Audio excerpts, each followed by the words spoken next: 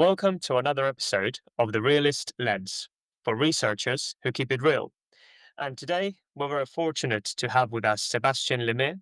Sebastian, hello, how are you? Good, good. Thanks for having me. No worries. Thanks for being here. I'm super excited to have you in today to speak around a topic that has been highly contentious in many ways across realist communities, but also others, which is this concept of the realist trial. And I'm looking forward to hear your thoughts around that, and particularly the paper and the review that you wrote with your colleagues.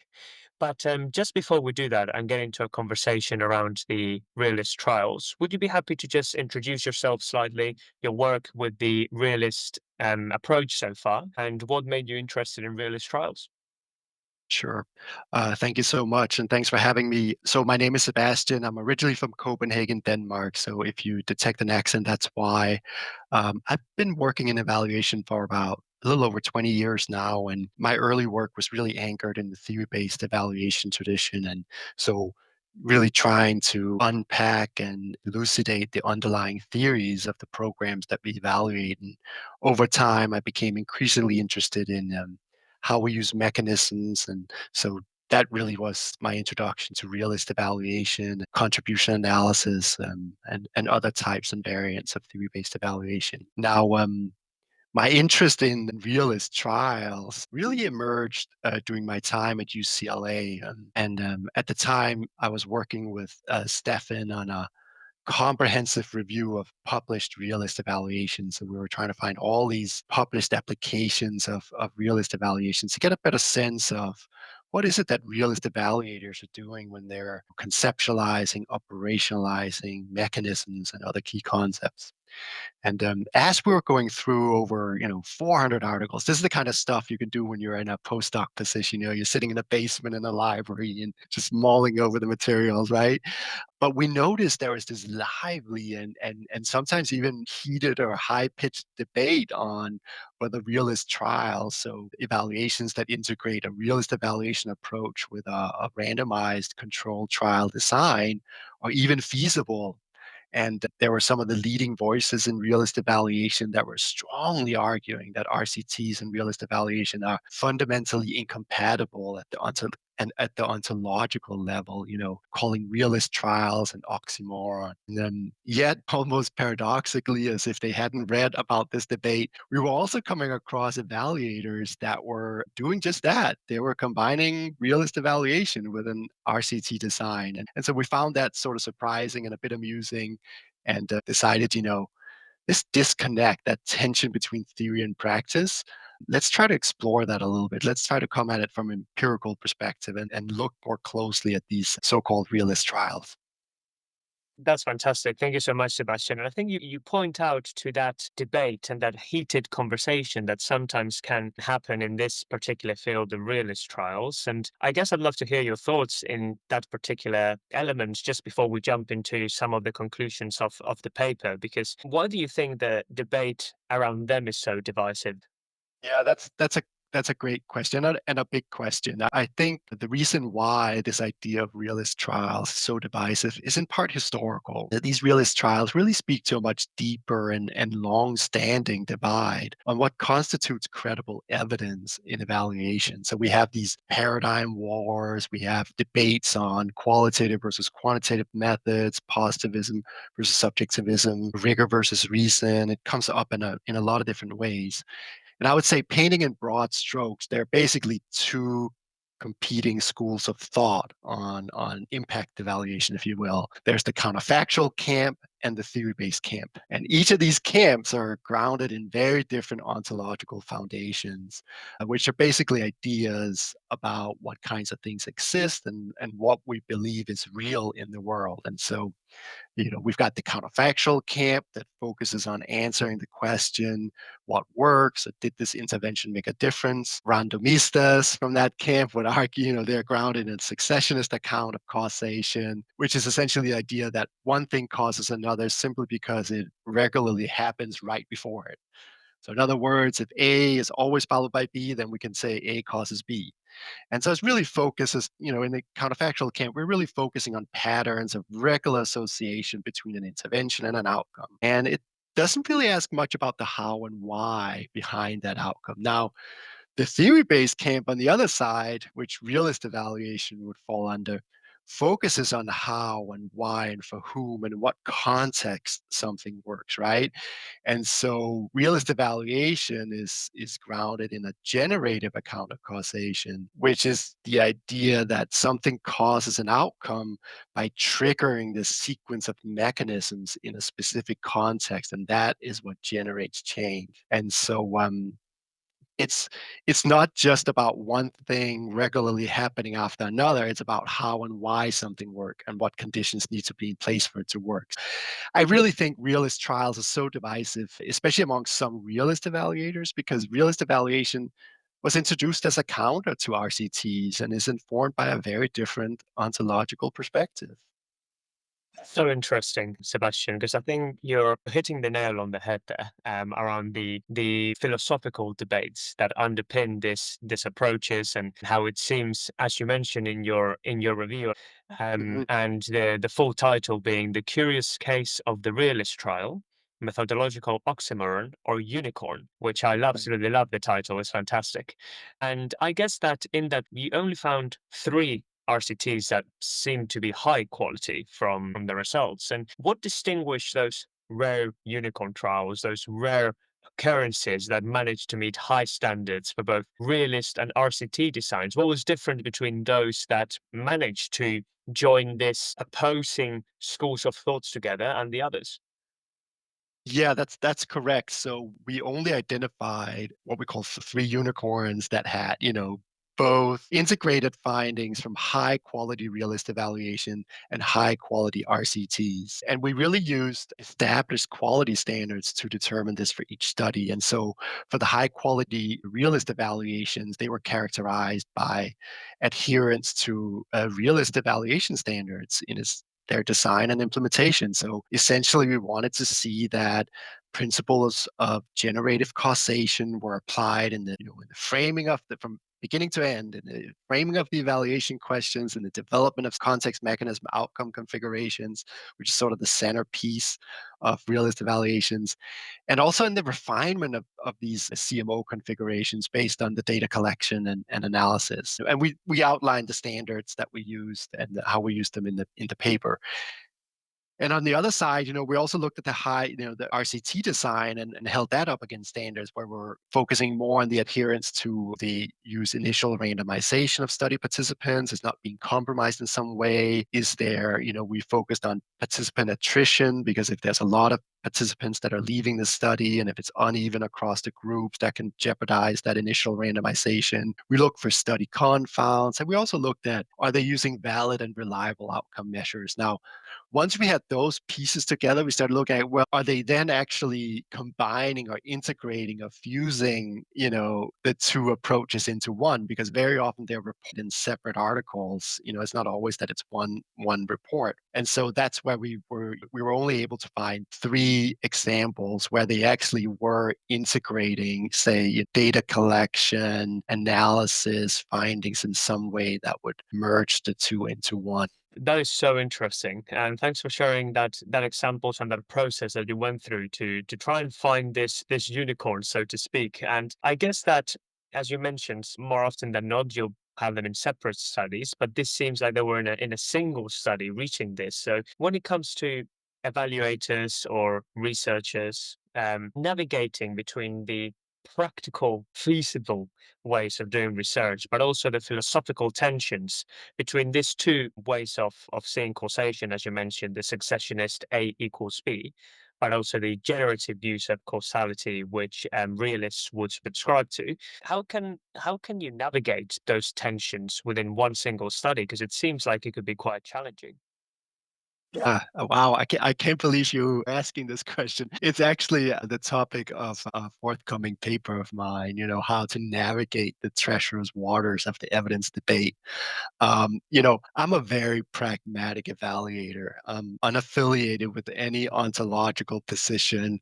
I work with theory-based evaluation, realist evaluation, contribution analysis. I also work with RCT designs and everything in between. My advice to evaluators is to stay say methodologically unaffiliated. Don't overcommit yourself to any single design, evaluation approach, or method. And I say this because I think this type of overcommitment to specific designs, approaches, and methods, it can lead to this very siloed thinking about how to, what data to use, what evidence to produce, instead of thinking about how to best combine the different types of evidence. It's that whole boy with the hammer concern, everything becomes a nail, even if it's not. So I would say instead, my advice would be to really focus your attention on the type of information that different study designs and evaluation approaches produce, and how you can analytically integrate these different types of information to answer specific questions. Not at the ontological level, you don't have to integrate, but you're integrating at the evidence level, at the data level.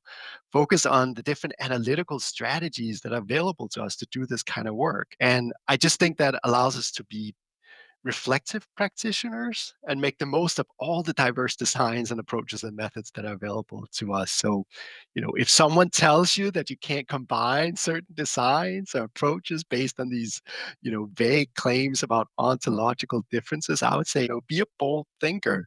Focus on the analytical opportunities and the benefits of combining different types of information. Sebastian. And I guess that again puts another thought to listeners, which is using the approaches as a tool in your toolkit, and depending on the problem in front of you, then ensuring that they're either used in isolation if that's what the problem suggests, or indeed combined if needed. Would that be a fair reflection?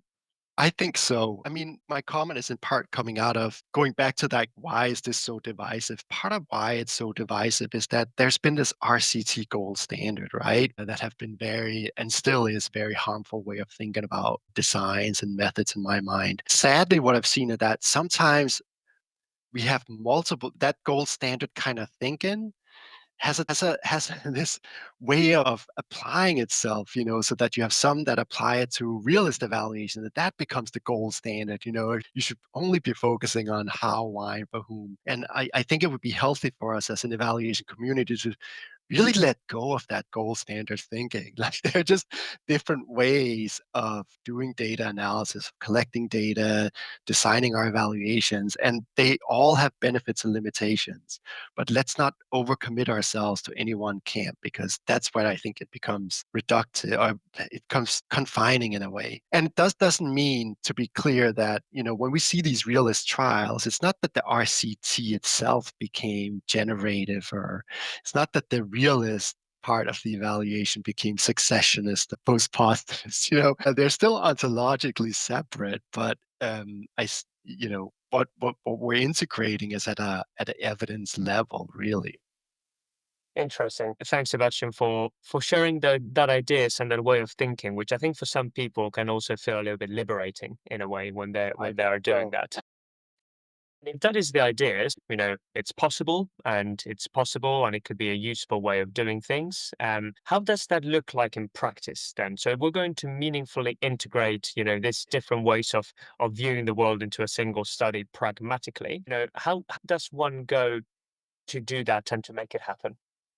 Yeah. So in the article, we talk about some of the different types of integration, to your point, like, what does this look like? What is it that's being integrated? And so we have some different examples, published examples that we discuss for these different types of integration, all of which I think are worth considering and comes with different, benefits and limitations. And I suspect they're usually, in at least in part, the product of this, specific context and circumstances of the evaluation. Is, you're, as a practicing evaluator, you're not always able to do exactly what you want to do. You're doing what you can given the cards that you were dealt, right? I think for me, what it looks like, and what to me is the most important way, is this analytical integration of findings, really focusing on what is it that we do with the data that we have from these different types. We might get our effect estimates from the RCT piece, but we might get a lot more detailed information on the underlying theory, the mechanisms, and how they're connected with contextual factors from the realist part of the evaluation. And so, what then do we do with those data? Those are just data pieces of information. How do we change that into a story around how and why and for whom, to what extent this intervention is making a difference? And to me, there, it's really about the analytical strategies. And there's a whole host of analytical methodological strategies that are being used in realist evaluations. And Stefan and I have another paper where we talk about a book chapter in a recent book by Anna Manzano and Emma Williams, where we talk about some of these analytical strategies and the importance of the analytical strategy. And from our study here on realist trials, one of my favorite examples were these authors that used a structural equation modeling with the outcome data from the RCT and the mechanism data from the realist evaluation, and they combined that through structural equation modeling to examine the CMO configurations. And I thought it was a very thoughtful and purposeful way of integrating data to empirically examine how these individual mechanisms were connected and embedded in context. And I recognize that some realist evaluators will claim, a mechanism cannot be equated with a statistical variable. But I think what structural equation modeling actually does is that it looks at the structure and connections between those variables, how they're connected in these causal pathways. And so I do think that we can and should use statistical methods to examine these causal pathways. I don't see why not. Really interesting. Thanks, Sebastian. And again, it's quite a lot of food for thought for many individuals when they start thinking about the possibilities of all these different tools. I guess a follow up question to that, because are there any circumstances that you feel it wouldn't be advisable to combine them? So you say that usually it is practical to do so. Will you see any situation where it probably wouldn't be and you wouldn't advise for it? Yeah, that's a good question. Are there situations where you might just want to go with one and not the other? I think there would be a lot of situations where you might want to go with one and not the other simply because of the questions that you're trying to answer, that you're being asked to answer as part of your evaluation. All the work I do is commissioned. I'm providing information to a decision maker. And so they decide what type of information I can try to influence, but there are situations where, there isn't really an interest in diving into the mechanisms and understanding how and why. And that's perfectly legit. It's perfectly legit to, not have a need for that information. There's also the reverse. There are also situations where there might not be an interest in that least unbiased net effect estimate that you would get from an RCT, and that's just not the information you want. And let's imagine, we have some situations where there's so much evidence that an intervention does make a difference. And so adding yet another RCT would be like adding this tiny pebble to an already large pile of rocks. What's the point of going through all that trouble? It might not even be feasible. It might not be, there could also be situations where it's unethical to do, it's not just possible to do it. And so there are situations where it might be better to just go with one or the other. But from my perspective, as someone who's committed to evidential pluralism, I would say if you want to make a causal claim in evaluation, you need two pieces of information. You need evidence of the intervention making a difference. So that could be through RCTs, but it could also be through other designs that doesn't involve randomization and doesn't even involve a control group. But you want to have some evidence that the intervention is making a difference in the outcome of interest. But you also need, equally important, some evidence of the mechanisms that are connecting the intervention with that outcome. And it's really when you have those two pieces of information that you can make a causal claim in evaluation. You need both. But to your point, if we already have one or two established, we may not always need them. Take parachutes. The famous study where they were, it was a meta review, a meta analysis where they were looking up RCTs to test whether parachutes work or not. They were testing, what was it, the gravitational challenge and body harm that would come. And they found, of course, that there were no RCTs on parachutes.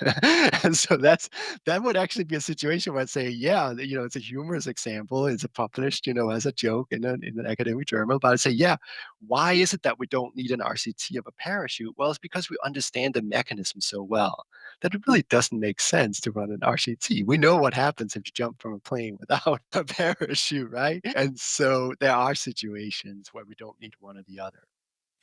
Yeah, I certainly wouldn't want to try that. But it's interesting what you're saying there, that they can be complementary, and it's just information that can help you make those claims within that piece of work. Particularly, as you say, when it's being commissioned in that way for a certain evaluation, and if you need certain types of information, it can become a feasible way of looking at that problem. Fantastic, Sebastian. That's really interesting and certainly a lot of food for thought for many. I guess to wrap up our conversation, I always like ending with some practical advice for individuals, either evaluators, researchers, PhD students who may be listening to the podcast. I guess that what would be your advice for researchers hoping to design a realist trial in times when it could be possible? That's both methodologically sound, but also truly explanatory, and it doesn't kind of take away from the positions, philosophical positions that they both subscribe to. Again, I'm probably talking of one of those unicorns that you've mentioned before. But what advice? What three things would you say are the key things to do?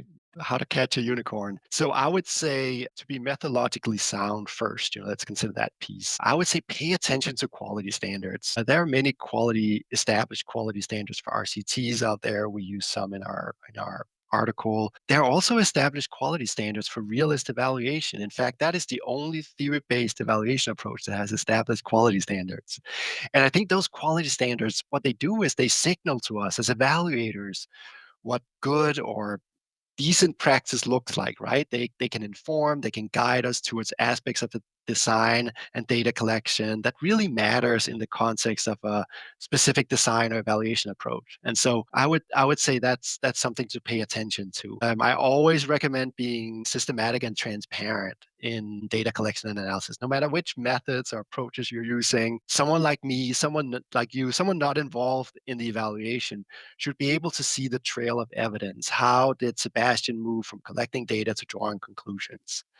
Now, the second part of this, to be truly explanatory, this is, of course, where the realist evaluation really comes into play, right? I would say you really need to focus on that underlying theory of the intervention, a set of thoughtful and fine-grained CMO configurations that you can structure your evaluation around. That is going to be central to the explanatory power of your evaluation.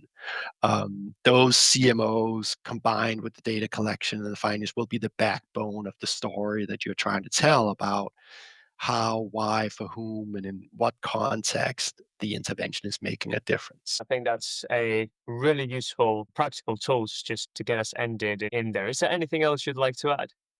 Just thank you for the opportunity and yeah, go catch those unicorns. And it was fantastic to have you, and thank you so much for your time and all your valuable contributions to the Realist Lens, and particularly with a lot of food for thought for many. It still remains a divisive issue, and in this case, in the way that you've presented it, is use the evidence and the data to help you answer questions rather than getting too caught up in some of the details. Sebastian, thank you so much for your time. Really looking forward to speaking to you again, and thank you everyone as well for listening in. Thank you very much.